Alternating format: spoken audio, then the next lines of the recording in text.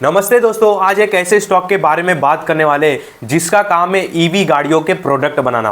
Company भाई काफ़ी तगड़ी है। कंपनी का जो अभी प्राइस चल रहा है काफ़ी तगड़े प्राइस पे ट्रेड कर रहा है। अगर इसके मार्केट कैप की बात करूं तो भाई 64,000 करोड़ का इसका मार्केट कैप है। मतलब एक ये मिड कैप की कंपनी है और भाई ये स्टॉक ने ना 1 ईयर में 80% का रिटर्न दे चुका है। काफ़ी मतलब इसका अगर आप प्रोडक्ट देखोगे ना, ये जो प्रोडक्ट बनाती है तो आप बोलोगे हाँ बिजनेस तो काफ़ी खतरनाक है। सारी चीज़ें भाई इस वीडियो में आपको मैं दिखाऊंगा और ये जो स्टॉक है ना एक बड़ा गेम चेंजर बन सकता है, यानी कि 2-3 गुना हो सकता है ऐसा। मतलब कोई बता तो नहीं सकता कि भाई किस स्टॉक कहाँ तक जा सकता है, पर बिजनेस देख के ऐसा लगता है कि भाई 2-3 गुना तो इसको जरूर होना चाहिए। यानी कि इसको कम से कम 80,000 करोड़ का मार्केट कैप तो टच करना चाहिए। अभी इसका मार्केट कैप है 64,000 करोड़ का। काफ़ी मतलब तगड़ी भाई तगड़ी कंपनी है। मैं आप पहले स्क्रीन रिकॉर्डिंग चालू कर देता हूँ, फिर आगे हम बढ़ते भाई इनका प्रोडक्ट देखते हैं। प्रोडक्ट के बाद इनके बैलेंस शीट पे आएंगे, इन्होंने कितना नेट प्रॉफिट किया है, नहीं किया है, क्या लॉस में है, कर्जा है, नहीं है, शेयर होल्डिंग पैटर्न कैसी है, प्रमोटर्स के पास होल्डिंग कैसी है, FIRs DIRs जो भी है भाई सारी डिटेल में आपको अच्छे से बताऊँगा। एकदम मस्त आराम से बैठो। वैसे भी आज शनिवार है और शनिवार संडे के दिन मौज का दिन रहता है, शनिवार संडे, तो कोई टेंशन नहीं, आराम से देखो। और इसको एक्चुअली मैंने लिया भी था, ये स्टॉक को आपको स्क्रीन पर भी दिखता रहेगा। उनो मिंडा की मैं बात कर रहा हूँ और 1056 के लेवल्स पे मैंने इसको बाय किया था। अभी ये 1170 कुछ लगा के आया। तो देखो इनके में भाई सीधा PDF पे लेके आपको आ गया। इनका काम क्या है, रेवेन्यू वगैरह हम आगे देखेंगे। देखो बिजनेस रिव्यू पहले ऊपर से दिखा देता हूँ। लाइटिंग्स बनाती है, सीटिंग का काम है, स्विचेस बनाती है, कास्टिंग मतलब वो चक्का जो घूमता है ये, उसके बाद ऑक्टोटेक्स भाई ये नहीं पता, कुछ सर्च कर लेना वो नीचे आपको समझ में आ जाएगा। बाद में देखो इन्होंने बताया कि रेवेन्यू हमको कहाँ कहाँ से आता है। कास्टिंग लाइटिंग से 24%, कास्टिंग से 20%, स्विचेस से 25%। काफ़ी अच्छी बात है भाई। नेट प्रॉफिट पे लेके चलूँगा, देखोगे तो एकदम खुश हो जाओगे। बाद में नीचे आते हैं और इनके भाई रिजर्व इन्वेस्टमेंट वो भी दिखाऊंगा, वो भी काफ़ी अच्छे। तो देख सकते हो कि एक्सपोर्ट ये नॉर्थ में 34% करते हैं, ज़्यादातर बिजनेस वहाँ से आता है। वेस्ट में 24%, ईस्ट में 16%। तो ये सारी चीज़ें नहीं, पहले हम इनका प्रोडक्ट देखेंगे भाई बनाती क्या है, फिर उसके बाद आगे चर्चा करेंगे हम। तो देख सकते हो कि लो वोल्टेज EV प्रोडक्ट 48 वाट से लेके 96 वाट के प्रोडक्ट बनाते हैं। स्मार्ट प्लग हो गया, उसके बाद बहुत सारे इसमें प्रोडक्ट एक्चुअली मेरे को नहीं पता रहेगा, आप गूगल कर लेना, पर बहुत सारे मुझे पता है। ऑन बोर्ड चार्जर बनाते हैं, body control module BCM, telematics ये एक्चुअली नहीं पता मुझे। ट्रैक्टिक मोटर्स ये बनाते हैं, ये शायद ये मोटर से कुछ ठंडा करने के लिए होगा। बाद में एक्यूटिक्स व्हीकल अलर्ट सिस्टम ये बनाते हैं। RCD केबल बनाते हैं, ये RCD केबल देख सकते हो, ये शायद केबल शायद चार्जिंग में यूज़ होता है। फिर ऑफ बोर्ड चार्जर्स बनाते हैं, DC कन्वर्टर बनाते हैं, बैटरी मैनेजमेंट सिस्टम बनाते हैं, मोटर कंट्रोलर बनाते हैं। ये 2 व्हीलर और 3 व्हीलर के प्रोडक्ट है। आगे और भी इनके प्रोडक्ट है, ये ख़त्म नहीं है भाई। ये एक प्रोडक्ट हो गया। बाद में देख सकते हो कि प्रोडक्ट पोर्टफोलियो अंडर इन्वेंशन टीलियो, पावर सप्लाई, ये सारी चीज़ें ये बनाते हैं। फिर बाद में नीचे आते तो देख सकते हैं EV स्ट्रेटजी फॉर 4 व्हीलर के लिए battery disconnected unit, telematics, acoustics vehicle alert system, AC charging cable ये बनाते हैं। ELX E motor inverter reducer, integrated charger controller unit. भाई थोड़ी मेरी इंग्लिश मतलब गड़बड़ है तो आप थोड़ा संभाल लेना, मतलब इंग्लिश नहीं आती मुझे उतनी, गूगल ट्रांसलेट करके मैं काम चलाता हूँ। वॉल माउंटेड, और मुझे भाई सीखने का भी कुछ मन नहीं इंग्लिश, क्योंकि भाई उतना सर कौन दर्द करेगा अपना। वॉल माउंटेड चार्जिंग यूनिट, ये सारी चीज़ें ये बनाते हैं। तो भाई देखो पोर्टफोलियो इनका खतरनाक है। बाद में नीचे आते तो नीचे और भी ये देखो ये कहाँ कहाँ तक पहुँचे, ग्लोबली है इनका बिजनेस, इस बात को ध्यान रखना। इंडिया, स्विट्ज़रलैंड, अमेरिका, इन सारी चीज़ों में बहुत सारी चीज़ें हैं बताने के लिए इनके लिए भाई। टॉप 200 कंपनीज़ में आते हैं, इस बात को ध्यान रखना भाई। 74 प्लांट्स हैं इनके पास ग्लोबली, मतलब पूरी दुनिया में इनके 74 प्लांट्स है भाई। ऐसे कंपनी का ना डिटेल बताने में काफ़ी मज़ा आता है, तो काफ़ी अच्छा है।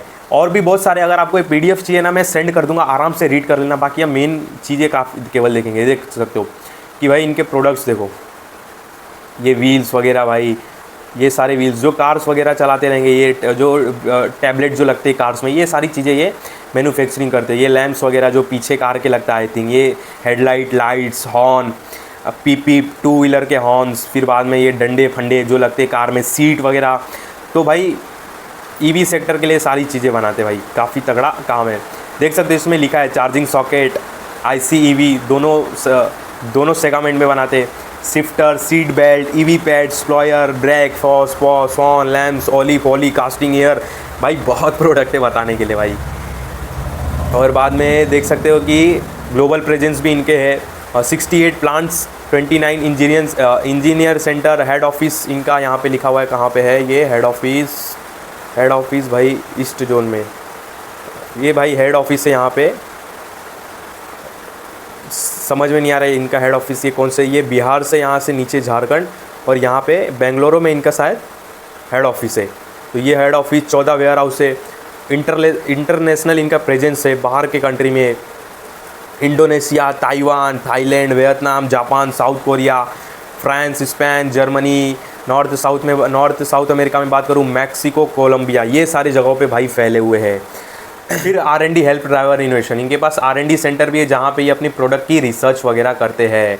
तो भाई काफ़ी अच्छा है, काफ़ी मस्त है, मतलब प्रोडक्ट पोर्टफोलियो इनका काफ़ी अच्छा लगा मुझे देख के कि और आप भी जानते हो फ्यूचर भाई EV का है, तो इनके प्रोडक्ट सेल होंगे, और ये जिसके साथ भाई एग्रीमेंट करते वो एग्रीमेंट अच्छा खासा लंबा चलता है। इसका मतलब ऐसा नहीं कि मान लो ओला वाले को ये अपनी लाइटिंग बेच रहे, तो इसका मतलब ये नहीं कि ओला वाला एक ही टाइम लाइटिंग लेगा या 6 महीने के लिए लाइटिंग लेगा उसके बाद बंद कर देगा, नहीं, एक एग्रीमेंट साइन होता है, 5 सालों 6 सालों तक इनका प्रोडक्ट ही ओला में लगेगा। जो भी इनके क्लाइंट्स रहेंगे इनके प्रोडक्ट्स, यानी कि जिसके साथ एग्रीमेंट करार होता है वो 5 साल 6 साल तक उनके साथ बिजनेस करते हैं, 10 साल 12 साल इनके प्रोडक्ट अच्छे रहे तो भाई 15-15 साल तक का एग्रीमेंट बनता है। तो ये देखो भाई, ये इनके प्रोडक्ट्स है, आपको एकदम ओपनली मैंने दिखा दिया। अगर ये PDF भी चाहिए तो कमेंट कर देना, मैं आपको दे दूँगा। अभी भाई इनका मैं आता हूँ आपको नेट प्रॉफिट पे लेके। 1958 पे उनो मेंडा बना था भाई, काफ़ी मतलब इनको मार्केट का एक्सपीरियंस है। मार्केट कैप 64,000 करोड़ का है, मिड कैप की कंपनी, EV सेक्टर में काम कर रही है, एकदम तगड़ी भाई, एकदम तगड़ी।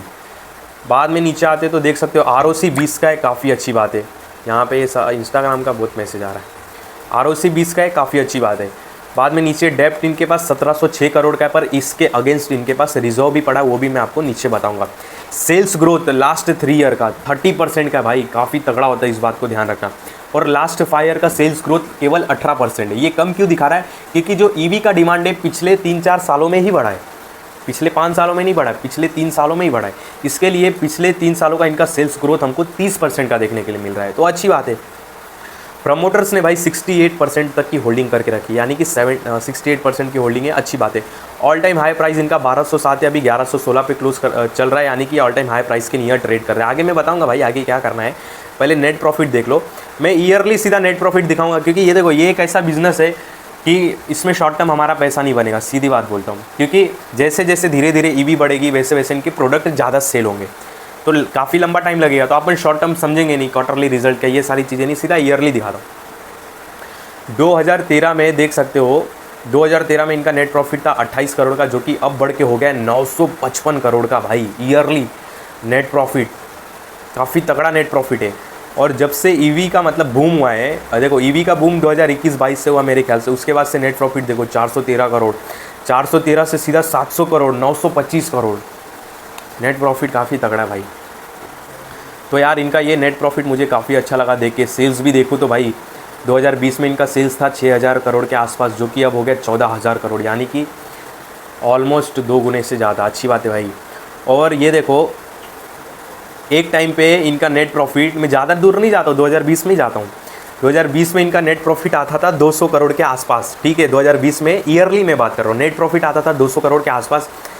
पर अभी इनका क्वार्टरली नेट प्रॉफिट 300 करोड़ के आसपास आ रहा है, समझ रहे हो? मतलब 2020 में 4 साल पहले ये एक साल में 200 करोड़ कमाते थे, एक साल में ये 200 करोड़ कमाते थे, पर भाई ये अभी 3 महीने में ही 200 करोड़ से ज़्यादा कमा रहे हैं। तो अच्छी बात है कि नहीं? अच्छी बात है भाई, अभी तक सारी चीज़ें इसमें अच्छी चल रही है, इस बात को ध्यान रखना। रिजर्व इनके पास काफ़ी अच्छी तरीके से पड़ा भाई, रिजर्व देखो इनके पास कितना है, 4,828 करोड़ का रिजर्व पड़ा है, काफ़ी तगड़ा रिजर्व है भाई। और बोरिंग कितना है, 1706 करोड़ का, यानी कि जितना इनके पास कर्जा है उससे ज़्यादा इनके पास रिजर्व भी पड़ा, अच्छी बात है। बाद में आते हैं तो देखो इनके पास लैंड्स वगैरह है, 633 करोड़ की जगह इनके पास, जगह काफ़ी तेज़ी से बढ़ी है। जब से EV की डिमांड बढ़ी है इन्होंने लैंड्स भी खरीदना चालू कर दिया, और लैंड्स की कीमत होती है जगह की, क्योंकि भाई कोई अगर इनको कंपटीशन देने आएगा तो उनको पहले जगह खरीदना पड़ेगा, उसके लिए पैसा चाहिए, हिम्मत चाहिए उतना डालने के लिए, तो जल्दी कंपटीशन भी कोई नहीं दे पाएगा। 633 करोड़ की जगह है, और ये जो 633 करोड़ का इसमें जगह दिखा रहा है, ज़रूरी नहीं इसकी वैल्यू 633 करोड़ है, उससे ज़्यादा ही होगी मार्केट में। बिल्डिंग है इनके पास 1166 करोड़, मशीन है इनके पास 3,500 करोड़ के आसपास, काफ़ी अच्छी बात है। तो इक्विपमेंट्स भी पड़े 36 करोड़, यानी कि फुल एकदम लैस है, एकदम प्रोडक्ट, लैंड, ज़मीन, इन सारी चीज़ों से ये पूरे भरे हुए हैं, फुल फिल है। बाद में अदर असिस्ट में देखते तो इनके पास माल भी है 1633 करोड़ का इन्वेंट्रीज, जिसे बेच के पैसा कमाएंगे। बाद में कैश पड़ा इनके पास 254 करोड़ का, एकदम हाथों हाथ कैश जिसको बोलते हैं, तुरंत मतलब खर्चा कर सकते हैं किधर भी। तो भाई देखो अभी तक तो काफ़ी इसमें तगड़ी चल रही, काफ़ी कुछ तगड़ा चल रहा है, मस्त चल रहा है, एकदम मस्त, एकदम मस्त, दिल खुश हो गया बताते बताते। प्रमोटर्स ने भाई होल्डिंग बढ़ा ली अपनी, 67 से 68 कर दिए, उनको भी पता अपना कंपनी का फ्यूचर काफ़ी बड़ा है। तो प्रमोटर्स की होल्डिंग 68%, एफआईज़ की होल्डिंग 8%, डीआईज़ काफ़ी इंटरेस्टेड ले रहा है, 16-17% की होल्डिंग है। पब्लिक की होल्डिंग केवल 6% है भाई। पब्लिक को पता ही नहीं है मार्केट में ऐसी कंपनी कोई लिस्ट है जो मिड कैप की कंपनी है, लार्ज कैप बन सकती है, और मिड कैप से जब कंपनी लार्ज कैप बनती है तो स्टॉक का प्राइस 4 गुना 3 गुना हो जाता है। लोगों को पता ही नहीं है मार्केट में, मतलब 6% की बस पब्लिक की होल्डिंग है, समझ रहे हो। और जिस स्टॉक में पब्लिक की होल्डिंग कम रहती है वो स्टॉक काफ़ी अच्छा रहता है, क्योंकि पब्लिक की वैल्यू नहीं है, रिटेलर की वैल्यू नहीं, क्योंकि वो आज खरीद के कल बेच देंगे, 2 साल भी नहीं होल्ड रखेंगे, फिर का देखो माइक चालू है, मतलब उनको वैल्यू नहीं रहती, 2 साल भी होल्ड नहीं करेंगे तो पैसा कैसा बनेगा। तो याद रखना मिड कैप की कंपनी है, बिज़नेस अभी तक काफ़ी तगड़ा चल रहा है। बाद में अच्छे खासे रिजर्व पड़े, काफ़ी रिसर्च एंड डेवलपमेंट कर रहे हैं, ग्लोबल प्रेजेंस है इनके, मतलब पूरी दुनिया में फैले हुए और पब्लिक केवल 6% होल्ड कर रहा है। पब्लिक को पता ही नहीं भाई उनो मिंडा नाम जैसी कोई कंपनी भी है।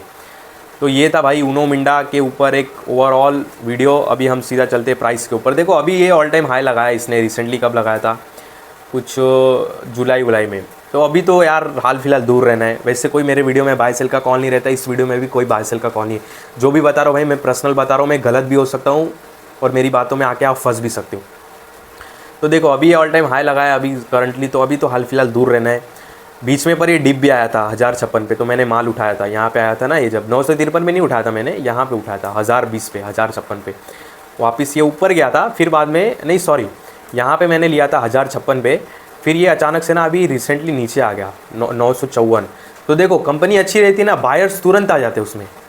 अब ये 956 आया तो भाई देखो इसको ज़्यादा टाइम नहीं लगा, तुरंत ये वापस 1160 आ गया। इसका इंडिकेट क्या करता है कि कंपनी काफ़ी तगड़ी है, रिजर्व पड़े, कैश पड़े, प्लांट पड़े, लैंड पड़े, और क्या चाहिए भाई। और क्या मतलब कंपनी में चाहिए, कंपनी जान थोड़ी ना देगी। मतलब यही सारे लोग मल्टीबैगर बनते ना। नेट प्रॉफिट आपको मैंने दिखाया कैसा 3 गुना 4 गुना हो गया इनका। तो ये देखो इनकी ये डिटेल है, बीच में यहाँ पे लो आया था, ये काफ़ी अच्छे रेंज में था यार, कब बहुत मिस करता हूँ ये 953 जो है ना लेवल्स, काफ़ी अच्छा लेवल्स था इसका। अगर मैं लेवल्स बात भी करूँ, देखो मैं ओपन कर लेता हूँ एक सेकेंड, तो मेरे ख्याल से हाँ 968 यही लेवल्स इसके काफ़ी तगड़े थे यार, मिस हो गया, मुझसे भी मिस हो गया। ठीक है कोई बात नहीं भाई, अपने को तो 6 महीने 3 महीने के लिए इसमें इन्वेस्टमेंट नहीं रहना है, अपने का तो लंबा काम है। देखो नेक्स्ट इसके अच्छा लेवल्स ना ये निकल के आ रहा है मेरे ख्याल से 1038 का, हाँ 1038 1056, जहाँ पे लास्ट टाइम मैंने लिया था बराबर 1038 1056 ये लेवल्स, 1038 1056 ये काफ़ी अच्छे लेवल से, ध्यान देना ये लेवल्स पे अलर्ट लगा के रख सकते हो, अपनी स्टडी वॉच लिस्ट में भी इस स्टॉक को रख सकते हो। तो ये लेवल्स अच्छे भाई, 1056 1000 रुपये रेट, और फिर बाद में 1100 भी देखो अच्छे ही है, ज़्यादा मतलब कोई अच्छी कंपनी रहती ना तो भाव नहीं देखना चाहिए। ये देखो ये लेवल्स भी अच्छे, यहाँ पे भी उसने सपोर्ट लिया था। तो ये जो 3 लेवल्स देख रहे हैं ना आपको, और 1100 1056 फिर 968 ये सारे लेवल्स अच्छे हैं। तो थोड़ा मार्केट गिरे या कुछ नीचे ऊपर आए, ऊपर नीचे आए, तो देखो अलर्ट वलर्ट लगा के देखो, कुछ फ़ायदा हो सकता है भाई। बाय सेल का कॉल नहीं है, पहले ही ध्यान रखना। तो जो ये लेवल्स पे ट्रेड कर रहा है ये लेवल्स भी एक्चुअली अच्छे हैं। और देखो मिड कैप की कंपनी में मैं आपको एक इन्वेस्टमेंट का तरीका भी बताता हूँ, इन्वेस्टमेंट यानी कि एक एग्जांपल बता रहा हूँ, कोई स्टॉक का नाम नहीं बता रहा हूँ। जैसे मान लो कि हमने कोई एक स्टॉक सिलेक्ट कर लिया, सपोज़ एग्जांपल के लिए मैंने ABCD कोई स्टॉक है, मैंने उसको सिलेक्ट कर लिया। अब सारी चीज़ें हमने रिसर्च कर लिया, कंपनी काफ़ी अच्छी लग रही है, अब हमको उसमें इन्वेस्टमेंट करना है। तो क्या हमको अगर उसमें 50,000 इन्वेस्टमेंट करना है तो क्या हम 50,000 एक ही बार डाल दें? नहीं, ऐसा नहीं है। अपने को पहले जो उसका सपोर्ट वगैरह रहता है, जहाँ पे वो प्राइस आके रुक जाता है बार बार, जहाँ पे सपोर्ट लेता है, उस रेंज पर हमको 50% पैसा डालना होता है, समझ गए। जैसे मान लो कि कोई ABCD स्टॉक है, अभी 1200 चल रहा है और 1100 पे आके वो रुकता है, सपोर्ट लेता है, वहाँ पे सांसें लेता है, पानी पीता है, खाना खाता है, तो अपने को 1100 पे 50% पैसा डाल देना है। उसके बाद नेक्स्ट उसका जो स्ट्रॉन्ग सपोर्ट अगर मान लो 1000 रुपया निकल के आता है और मार्केट का मूड माहौल सही नहीं है, और वो 1100 से फिर आ जाता है 1056, 1020 ऐसे लेवल्स पे। तो उस सारे लेवल्स के बीच में हमको 10,000, 5,000, 12,000 ऐसे ऐसे लेवल्स पे ख़रीदने होते हैं स्टॉक को। तो हमारा प्राइस एवरेज है ना वो कम हो जाएगा। तो इस तरह से मिड कैप में हमको खेलना होता है, खेलना होता है। एक झटके में नहीं डाला जाता है, सपोर्ट पे माल उठाया जाता है। तो इस बात को ध्यान रखना। तो ये था भाई उनो मिंडा के ऊपर एक छोटा सा वीडियो। आई होप आपको वीडियो पसंद आया रहेगा। और हाँ, इस वीडियो में आपको भाई कोई भी बाय सेल का कॉल नहीं है, ध्यान रखना। जो भी आपको बाय सेल का कॉल लेना रहता है एक सेबी रजिस्टर एडवाइज़र से लेना होता है। मैं कोई सेबी रजिस्टर एडवाइज़र नहीं हूँ। तो ध्यान रखना भाई, जो मैंने बातें बताई, जो सपोर्ट बताया, ये सारे गलत भी हो सकते हैं, इसमें आप फंस भी सकते हो। तो मेरी बातों में आना मत। इस वीडियो में आपको कोई भी बाय सेल का कॉल नहीं है।